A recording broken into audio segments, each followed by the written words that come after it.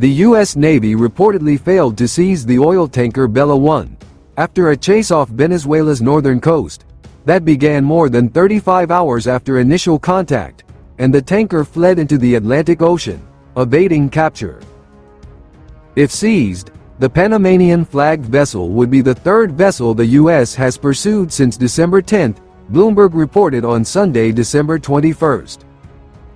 Widely circulated footage shows the U.S. Coast Guard, with support from the Department of Defense in its latest operation, reboarding a giant oil tanker more than 2,000 kilometers from the U.S. mainland coast, amid heightened tensions between Washington and Caracas, in the Caribbean Sea.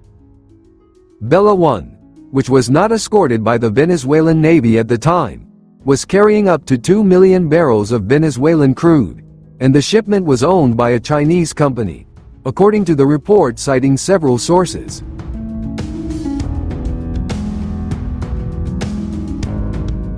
However, Bella 1, which had been pursued by the U.S. military for 2 days, was unboarded and successfully escaped into the Atlantic Ocean, indicating that it successfully evaded countermeasures during its journey.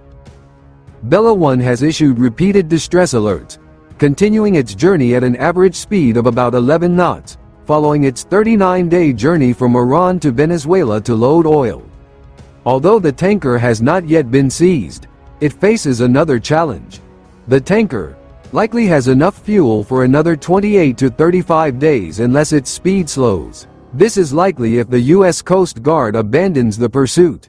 Based on this, it will likely head southeast toward South Africa to reach the Middle East. This would allow it to remain unconnected to the automatic identification system. Meanwhile, Venezuela has condemned Trump's move, calling it international piracy. The U.S. Navy has now become a pirate, pursuing a third oil tanker near Venezuela, said Venezuelan President Nicolas Maduro. Maduro also sent a letter to the heads of Latin American and Caribbean nations, as well as to the 194 member states of the UN General Assembly, warning of state-sponsored piracy and increasing U.S. aggression.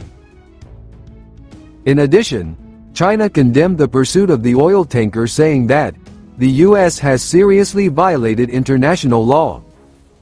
Chinese Foreign Ministry Wang Yi stated that the country opposes unilateral sanctions that are illegitimate and have no basis in international law or authorization from the UN Security Council, and opposes any action that violates the purposes and principles of the UN Charter, infringes on the sovereignty and security of other countries, and constitutes unilateral action and intimidation.